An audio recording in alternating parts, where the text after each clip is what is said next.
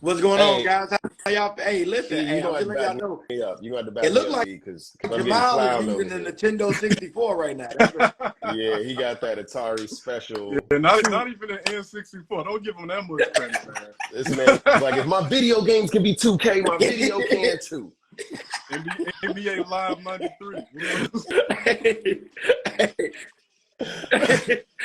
No, hey, no, What's bro. that Listen, little whenever I got my mishaps, boy, listen. And then no, here's the worst part. The worst part is I have my mishap, the phone freeze, and then the phone speed up y'all joke, so I get it in like 3 times as fast as y'all said it. So yeah, No, everybody use hey, it. my phone legit bogus. I was about to get on and my phone We started done told you typing about and that jumping trap around, phone. bro. I got to get that iPhone 15 ASAP, man. My stuff's No, crazy. it's the same phone, bro. It's the Yeah, same No, phone. exactly. bro, I It's got the a same 10, bro. I got a 10. I don't even. Wait. Yeah, Yeah, yeah. I've been We ain't doing all going. this on the You have 10. an Y'all, iPhone 10 on purpose? You got 250,000 bro. TikTok followers on the iPhone 10.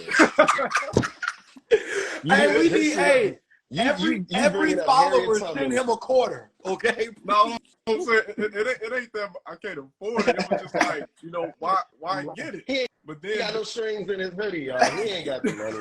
He ain't got the money. He ain't got it, y'all. He ain't got it.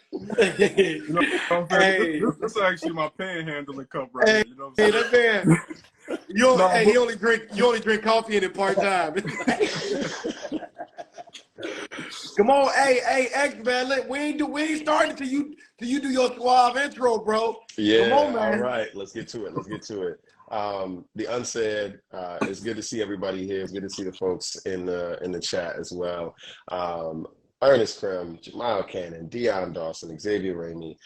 We're really excited to be here today. As a reminder, the whole purpose of this is to talk about what is often unsaid and goes unsaid, but speaking from the perspective of, the expectations of, and the needs of the brothers.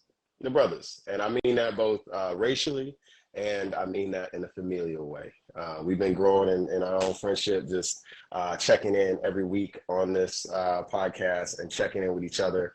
We tackle one specific topic every single time. But before we jump into all of that, fellas, what's one new thing that happened this week that you think is worth sharing? We're gonna kick it off with you know what? Yeah, let's kick it off with Jamyle. Go for it. So I'm thinking kind of heavy. This week, so I'm gonna start us off heavy. I think having children has made me realize what it would take for me to be absent like my father was. And it has made it more difficult because there is not a mountain I wouldn't move stone by stone to be with my kids. There's not a bear I wouldn't fight. I just cannot imagine what would take me away from them. So I've built a kind of an uneasy relationship with my father since I turned 18 years old. But I'm really looking back like, man, you really owe me an apology. And I need a better explanation of what it is that I've gotten. And to have him in my life would mean that I'm holding him to a lower standard than I hold anybody else in my life, short of those things, short of that apology, short of that full explanation, short of full accountability of his role in that situation. I wouldn't let any of you in my life, had you done a quarter or a third of what he had done, and not come back with full accountability. So what's been heavy on forgiveness in my life, but also recognizing forgiveness is for me and not for other people.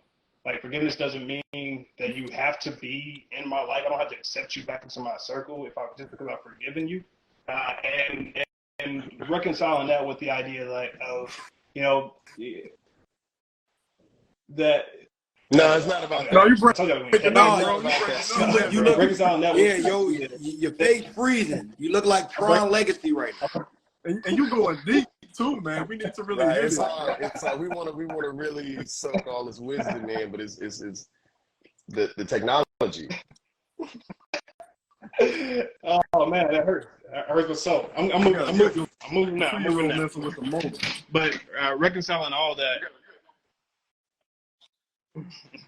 reconciling all those thoughts, all those thoughts that he owes me an apology, I wouldn't let anybody in my life with that level of performance. Also with the fact that like one day we're all gonna get sick and die, and what is it that I want to say is true about my life and our lives in the process. So it's been a lot of thought, a lot of figuring out, a lot of reflection on what it has meant for my father to have been absent during those times, especially considering now that I have children. And there's nothing in the world that would stop me from being there. So Yeah, I saw it's just been somebody heavy on my post heart. about the same thing, Jamyle. First off, man, it's okay to always, you can kick off heavy, you can kick off light. You know, this is the unsaid, man. You're speaking truth. You know, it's our job to be able to handle it. I saw someone say something recently like, I forgive my father as a man, but I don't understand it as a father myself. Yeah. Yeah. And that's tough. That's heavy, man. Thanks for sharing that. Yeah, I don't even know if I know I haven't forgiven him because I feel like there hasn't been atonement. There hasn't been an actual accounting of what took place during that time in a way that I've been satisfied with. So I haven't even got to a point of forgiving him. You know, much less understanding him. I know I'll never understand it as a father. So and I think that's always going to be a gap if we have a relationship. Is that I'm never going to understand that part of him as a father. You know, deciding if that has a place in my life as well. You know, it's just a lot of heavy thought that's going into this time, and it's a very joyous period for me, but also like damn, like where the fuck were you? You know, That's real. that's where I am. V, where you at with it? Man, that's I feel like we could go so many ways with that, man. Like I mean, just a quick response to that is like I don't you know, because I grapple with forgiveness a lot too with certain things I've dealt with, and I often wonder like what does that even look like and what does it mean?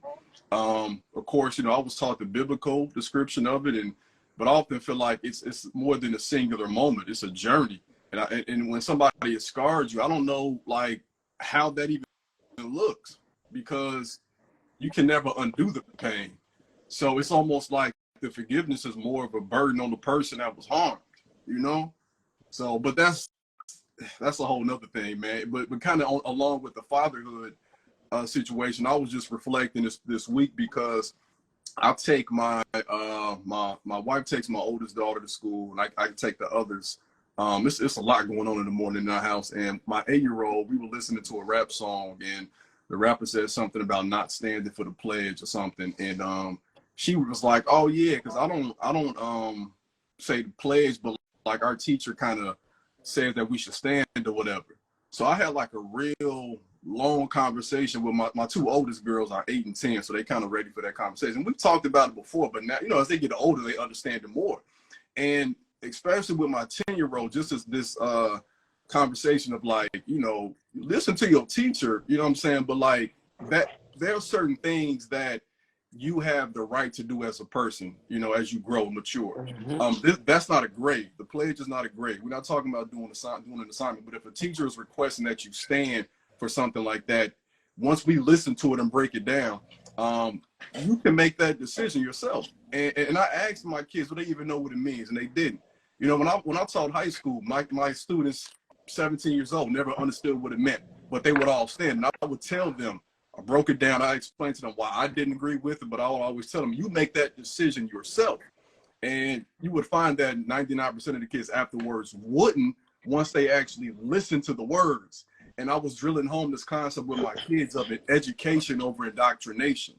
And I said, for you all to start this at 5, 6 years old and not even have this explained from a teacher, and it's all across the country, I think that's problematic, but I think that's just a reminder as parents and community members that we have to make sure that we're checking in with our kids and adding that extra education that they need to learn, because they ain't gonna always get it at school, because oftentimes schools can function as an indoctrination station. And I think too, like I even empowering our kids to let them know, like we had a conversation about the Supreme Court. There's a Supreme Court decision that says our kids can't be forced to.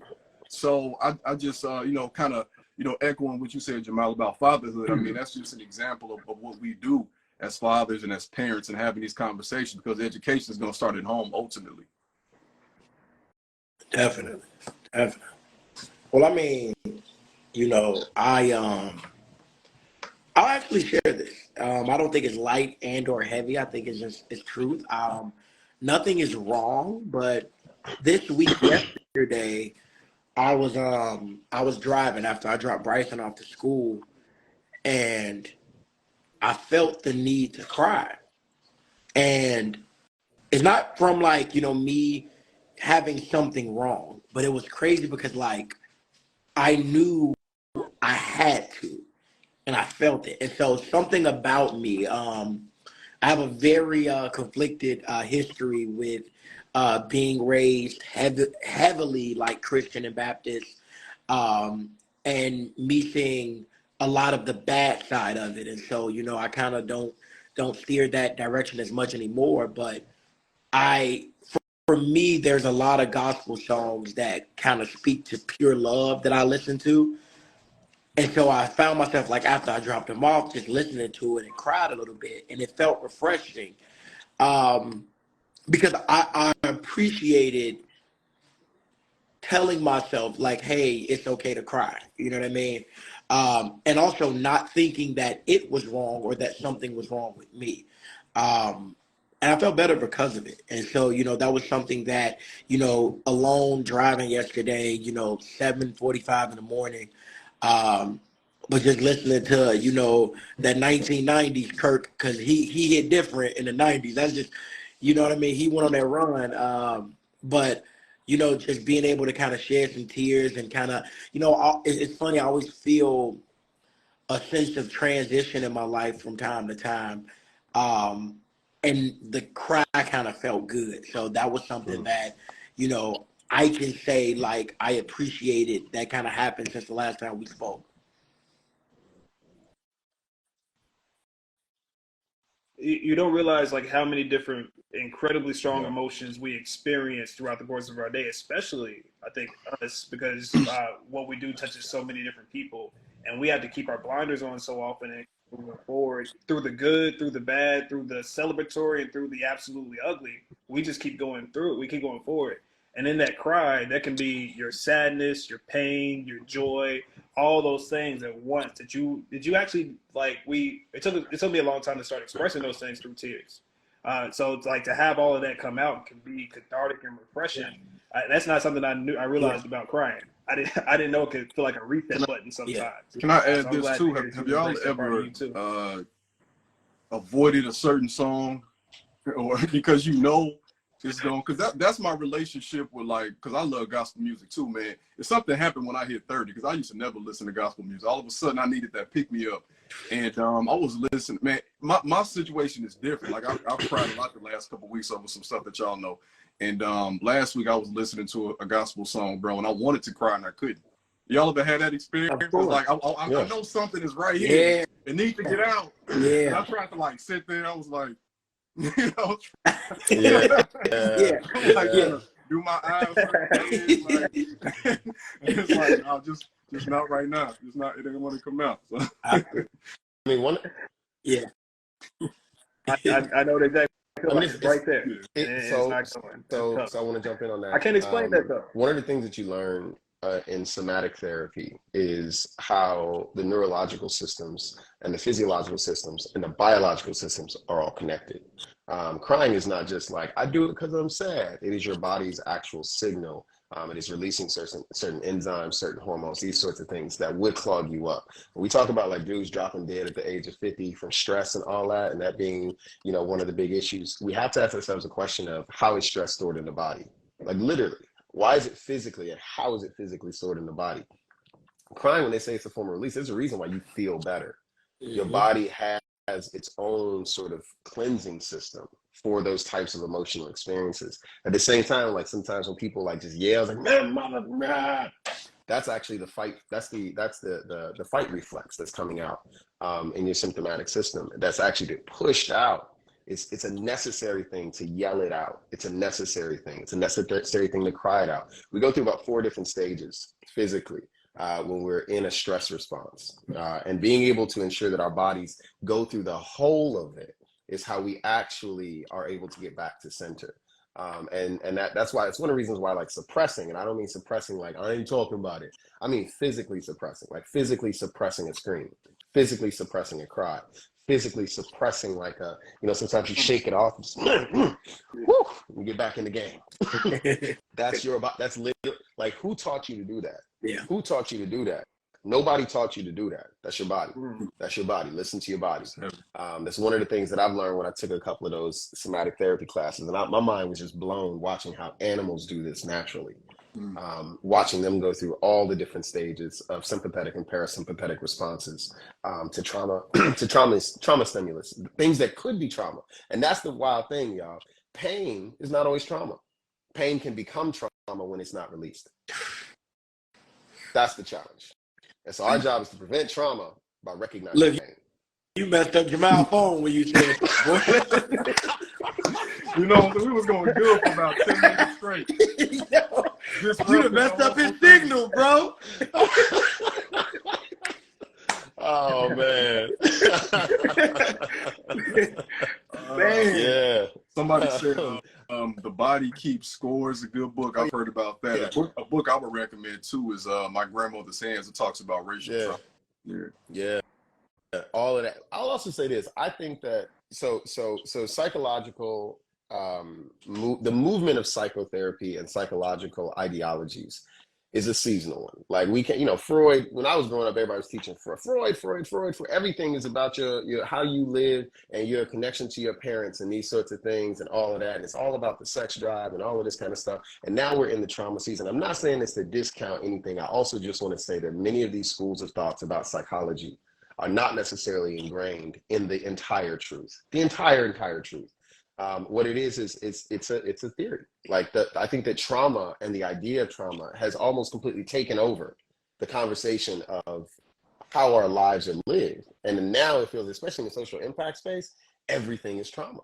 Everything is related to trauma. Everything comes. And I'm like, trauma has its place. Trauma has its place, but it doesn't have the whole room. Yeah, that kind of reminds me of how so many kids now think they're suffering from depression or anxiety. I often have this conversation with my wife, and it was that way too in my few last years in the classroom. But I think that's kind of what you alluded to. I think a lot of us are mislabeling just even maybe like temporary feelings or situations of comfort, feeling like we all the way deep in the hole. It's like you're just going through something. Yeah. It's the same thing with me and oppression. Like people are like, man, this is oppression. I'm like, oppression is the cumulative experience of complex intersecting points of harm.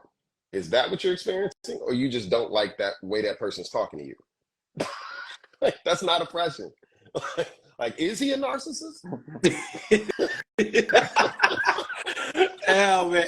X, God, tell me something that happened to you this week, man. Yeah. All right. So this week, man, I have a hard time with social media. I'm just gonna say I do. I know I'm on social media a lot, but I actually have a hard time with social media, and it's because I'm on the outside, on the external. I come off very extroverted, and I'm very, I talk a lot, and I do a lot of public speaking for a living and all of that. But I'm a pretty private dude.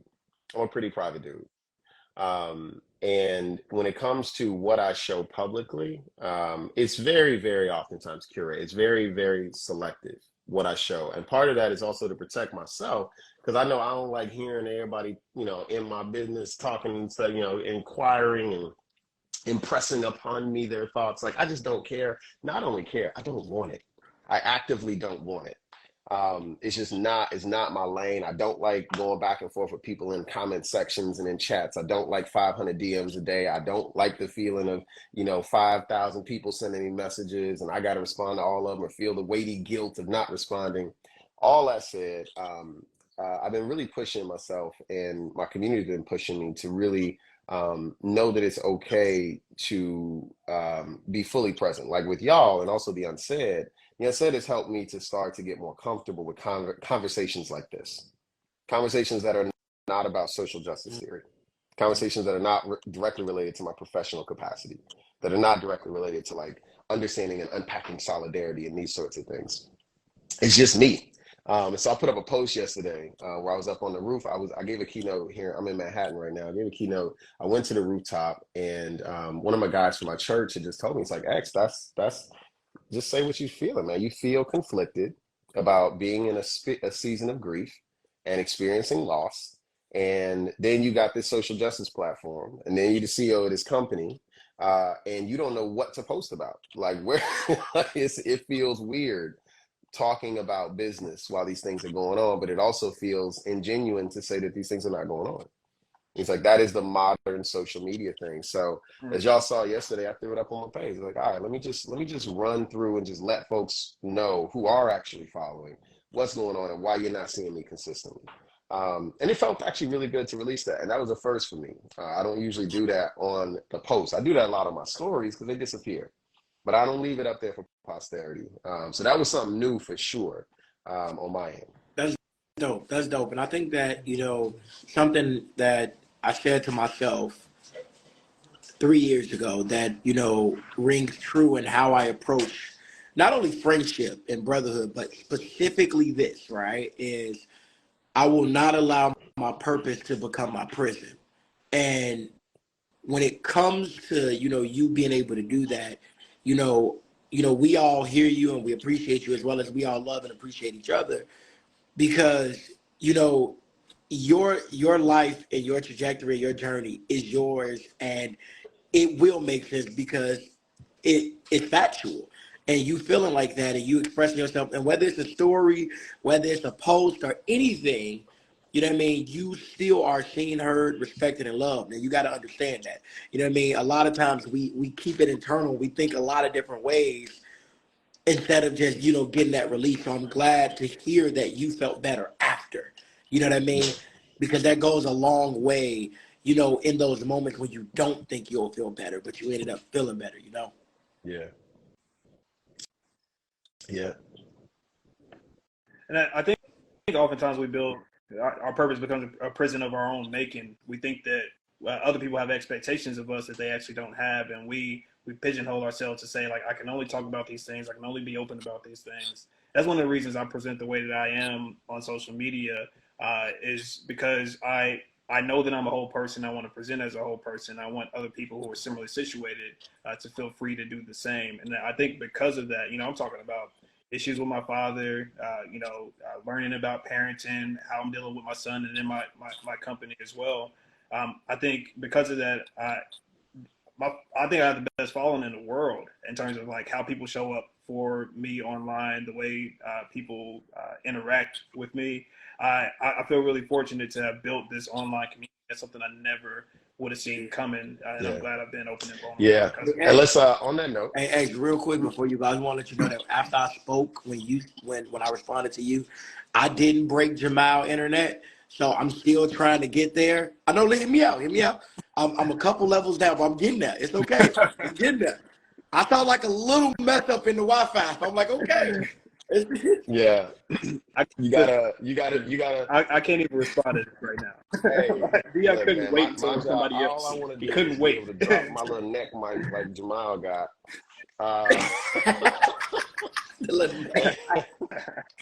Hey man, I got the team. I got one too, Jamyle. I just got it. You know what I'm saying? That's when you know you're doing the doing. thing. My man come through crispy on the video. Hey, who am I? Jamyle hit you with that walk video, man. King of the walk. What did I do to deserve this? All right, y'all. All right, so we were talking in the chat, and I want to bring the question up to the fore. We got 12 minutes left, so let's take 3 minutes apiece. Advice to folks who are starting in the journey. When I say folks who are starting, what I'm talking about is people who are probably in. I mean, I would say really think about an era, right? That like 22 to 25, 26 period is very different from that like 15 to 20 period. So think about when we talk about early, like choose your lane. Like which one are you talking about? Are you talking about that late teen, mid-teen, early teens, like what do you do to really set yourself up to not for success in the world's way, but success as you may see it versus in your early 20s? I want to kick off. Yeah. I'll get it started. So I'm not thinking about a particular age group. I'm thinking about a particular season of their lives where the most common question I get asked on social media is, how do I do what you've done? How do I start a nonprofit? And it's my least favorite question to answer. In fact, I've stopped answering it. I've stopped answering this question because I've given some damn good advice on how to get started, and nobody ever gets started. And I think the reason for that is, I think the reason for that is, if you're going to start, you're just going to start. If you're coming to me and asking, how do I get started? You're replacing Google with me. What I would much rather see you do is get started, make some mistakes, go and Google search how to start a nonprofit in your state. You're going to get a checklist. You're going to go through those checklists. You might run into some problems. You hit a problem, then you send me a message. You say like, hey, I don't know how to answer this question on this form. Can you help me out with this? Or you get your nonprofit status, you start your first fundraiser, or you're getting ready to start your first fundraiser, and you say, hey, I don't know what fundraising platform to use. Can you help me figure this out? Instead of going to people and asking how to get started, you have to start. You have to put action towards the goals that you want to reach, and then reach out for support as opposed to reach out for a blueprint on how to start within your vision. So my first piece of advice to everybody is to just get started. It makes me, I'm gonna ramble a little bit, but stick with it. It makes me think about, I had this busted up car when I lived in Phoenix, Arizona. The thermometer would go out, the thermostat would go out, and it would overheat all the time. And if I sat outside of my car waiting for somebody to help me push it to the side of the road, nobody would show up. People would just drive by all the time. But the moment I got out and started pushing, people would swerve off the road to get with me and start pushing along with me. Like, people want to join in when they see the work that's being done, and that's what's going to draw people towards your mission and to support you. You got to get out and start pushing before you reach out for any sort of support, and that support is going to be so much stronger once you started pushing yourself. So, best piece of advice I got is to get started. Figure out what you got to do to get step one done. Start on that, and then start reaching out for support. That's good, man. You know, that makes me think too, man, because when you get that question, I think what a lot of people don't realize is you just have to get, like you said, you just get started. Like, you don't become official with it when you get incorporated by the government or some entity. You become official with it when you walk into your purpose. It's almost like if somebody said, like, oh, how do you get married? You know, it's like me and my wife, we were technically already married. It's just like now we got the government said it's, you know what I'm saying? You know, I mean, it's like you don't become that husband and wife once y'all jump the broom, say like, and if that's the case, then you really in for a long ride. You know what I'm saying? Yeah. Like you don't learn how to drive when you get your car. You know what I'm saying? You got to go through the process. Like, and I think about my journey. I had no idea I was going to end up doing this. Social media wasn't really a thing when I started teaching, but like the first thing I did when I went to start teaching was like, how do I mentor young men? You know, and everything I've done has been centered around our youth and giving them information and helping guide them. So it's like, I didn't start my LLC to 2020, and I started teaching and mentoring in 2010. You know what I'm saying? I think that's the thing. And just to kind of even go along with that, if you in that 20-something-year-old bracket of just like you're thinking of something to do, the best thing to do is go follow somebody or find a mentor. And, you know, find somebody you can soak up game from, because I think about where I'm at. Like, everything that I've been able to accomplish so far has been because I've like found somebody that I admire, whether it be a virtual mentor, a book, or just somebody in person. And kind of right along with your question, Jamyle, people will ask me, how do I know so much? And my mindset is I don't. Like, I don't. I mean, I know. I love to learn. That's what you're seeing. You know what I'm saying? I don't know everything, because the people I follow, I'll be thinking the same thing. Like, dang, it's just that I can put that stuff in a minute video. You know what I'm saying? That's what it is. And I think too, kind of one of the conversations we would also have was like, what's like a piece of free advice? And the idea that popped in my mind was the best piece of advice I got for free was you're gonna have to invest in yourself. Because I got to a point, I want to say I started speaking around 2017, and I had a mentor who was giving me a lot of game. And she was going through a speaking program, and she said, E, you're gonna have to invest in this program if you really, because I can't give you all the information. And I was like, man, how much you paying? And I was like, I don't know about that, right? But when I finally made that decision 2 years later in 2019, it became one of the best decisions I made, because I had to realize that by not investing in myself, what I'm saying to myself is, I don't think I can do it. And I would much rather put money down on myself in the stock market, you know? Definitely, definitely. You know that kind of reminds me of this car I used to have. They used to overheat up. No, I'm joking. So, um, I I think that when we talk about um, getting started is directly correlated to knowing the difference between what's market practice and what's legal.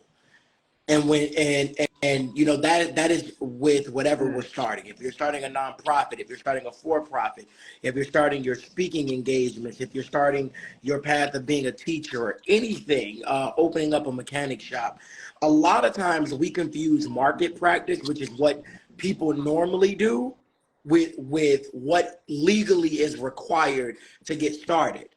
And you know, I directly relate that to, you know, starting my nonprofit. When I started it, it boiled down to just knowing how much it costs and understanding what I was doing it for. Not to say that it was going to stay like that, but when I knew that clearly it was $2,400, and I tell people this entire thing started with LegalZoom, and after knowing how much the nonprofit package was that included the federal guidelines, I did a GoFundMe. And so I think when we talk about getting started, we have to stop convincing ourselves that what everyone else is saying about us getting started is factual and taking it as fact. And, you know, going back to, you know, what he said and paying for what needs to be paid for and what Jamyle said and, you know, just getting started. Because then you'll realize that there's a million people that's sitting right now today that want to start a nonprofit. But how many of them will go from Google to LegalZoom and either have Yeah, fill that out that money paperwork. to pay it or know and draw that line in the sand? So I think, you know, just really understanding the difference in everything that we're doing in all walks of life, market practice versus legality, I think that bodes well for ultimately getting closer to either starting or just starting and getting to that point where you can really build momentum. Yeah, man, starting is an interesting question. On the early stage, I would just say like if I, you know, take me back 15, 20 years from now, right? And you know, let's say I'm 22, 23 years old. Number one thing I would do is exactly what I did. I would not change what I was doing when I was 22, 23. My goal at 22, 23 was to understand like the Bible says that energy is for the youth and that wisdom is for the elders. So I didn't assume I had wisdom. I assumed I had energy.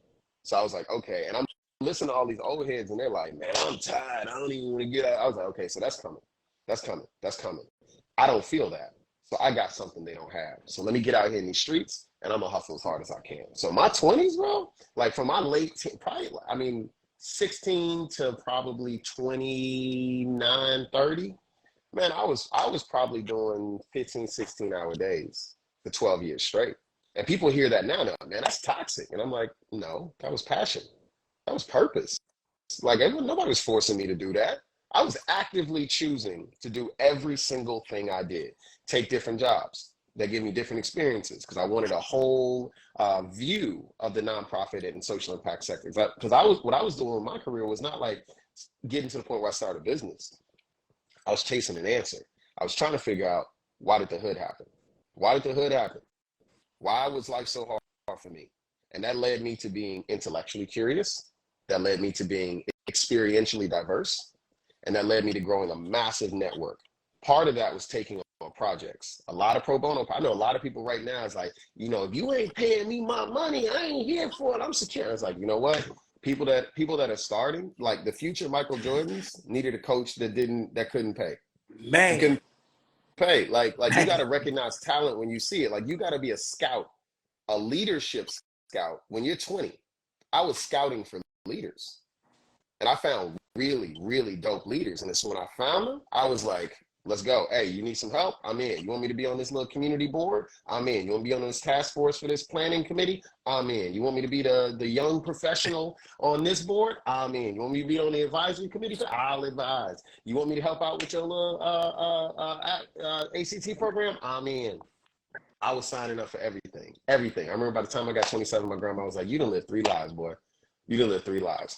And it got me everywhere I'm at right now. So by the time I got to 31, 32, and I launched my company, I had an understanding of why I was starting a for-profit versus a nonprofit. I spent 12 years in the nonprofit sector. I intentionally decided to start a for-profit. I had already dealt with the challenges of public speaking. When I first started doing public speaking, I was just doing, slam poetry.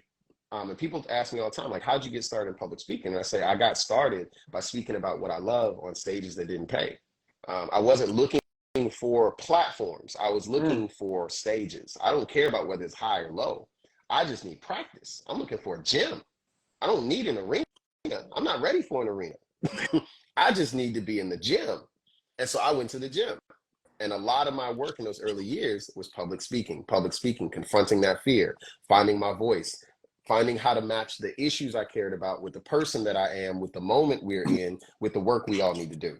And that's where I got to this point now. Like, I'm in New York right now, sitting in Manhattan, nice little hotel. My speaker fee is definitely not $100 anymore. And in full transparency, because I know a lot of people need to understand this, working up from $50 events in basements up to where I'm at now, $12,500 per keynote, is a long road. The contracting, it was a Black woman who came in and taught me how to contract for that. I didn't know how to contract for that. Like E said, you got to invest in yourself. My first year in business, and speaking is not my business. Speaking is just marketing, my business. My actual business is consulting. At the end of my first year running a for-profit consulting firm, I was completely out of gas. I was at my homie's crib in Lake Geneva crying over a laptop, called my boy Thomas Stovall. I was like, man, where did you learn how to run your business? I went back to, where'd you start? How'd you do it? And he was like, man, you got to go to this thing called Fundamentals of Transaction. I called up FOT. The founder was like, man, it's 5 racks to get up in this program. I'm like, man, I ain't really got 5 racks. I went and found them 5 racks. Damn right you did. I had to find that $5,000. They had to do, they review your finances before they allow you into the program. His chief operating officer called me up and was like, you can't afford this, Xavier. And I was like, I know, I'll make it though. You got to bet on yourself. I was like, I know I'm gonna make this money back. I see my boy right now activating off of what he learned in y'all's classes. I know that I can be like that. I know I'm capable of that. I don't have the $5,000. I'm about to put this on this credit and watch me make this money back in 90 days. And sure enough, got that money back in like 45, right? Like that year we was, I raised, we went up probably about 80% in revenues after I finished that class, right? And it's because I knew I was going to apply what I was learning. To Jamyle's point, I'm not asking somebody how to start. I'm asking, how do I join? Like, I know people are going to join. I have faith and trust in that. So all of that said, for anybody who's starting, just know that, one, find your gym. Don't be looking for your stage. Find your gym and stay in the gym. Practice, practice, practice. Secondly, understand that it's a process. It takes time. $50 events that I was doing when I was 25, I wouldn't do them now. I'm 38. Yes, I'm here in New York and they're going to pay for this hotel. right? Like, that's the way it is. And I'm going to take that money and I'm going to share it with my squad. I just paid for, a quarter of our monthly payroll with this one keynote for my entire team. Like that's where in leadership, I know, like, my team's not coming on these stages, and that's okay. That's my job. It's also my job to bring in business for the company. So I'm out here doing marketing, right? That's my new work. I also had to let go of the work I used to do. I used to be all in the weeds doing strategy, consulting, all of this, contracts. I don't do all of that stuff no more. My team does that. You got to set up operations to teach people, which means you got to be willing to let go of what might have got you put on. That might have got you your platform. You got to be willing to let go of that and teach others and give it to them. So that's what I'll say about it. Starting. Absolutely. Yeah, for real, man. Hey, listen, man. That was fire. With that note, I know we went a little bit over time. Thanks to everybody for joining. Before you hop off IG, please go follow our page at the Unsaid Chicago and subscribe to our YouTube channel. And the individual pages. Yep, and the individual pages, of course, because that $12,500, we need that again, because he's gonna be paying for our payroll too. Don't worry, okay? Okay. Paying for all the graphics. Hey, listen, man. Hey, the next episode about to be crazy. You about to get a Power Rangers intro next episode. Before we go, I gotta put my boy X on blast, right? Because X is a West Side guy, right? You know what I'm saying? I saw my man at Hyde Park on Saturday walking down the street. I was, you know what I'm saying? Yeah. He always on here front, right? Yeah, he love us, bro. He love us. I'm driving with my granny. I'm like, is that the man, the myth, the legend? Was that X on the south side of Nine Park? And it was. It was. I'm just saying. It was, man. I was over on the bougie part at the Sophie's. Never that. All day. I'm a rep the West Side. All day. Yeah. Never gonna stop that. We gonna do an unsaid West Side. Obviously, I ain't gonna be there. You see what he just did, guys? He kicked me out real quick. He just gave it up in the whole group. That's gonna be y'all too. That's gonna be y'all too. We gonna start some subsidiaries immediately, bro, after episode 2, bro. That's crazy, man. Nah, man, look, I appreciate it, guys. Thank you so much for the conversation. Episode gonna be up later this week on YouTube. Please, man, thank you for following us. X, E, Jamyle, myself, we appreciate y'all. We're going to be back having more conversations that a lot of people don't want to talk about, but we love talking about them.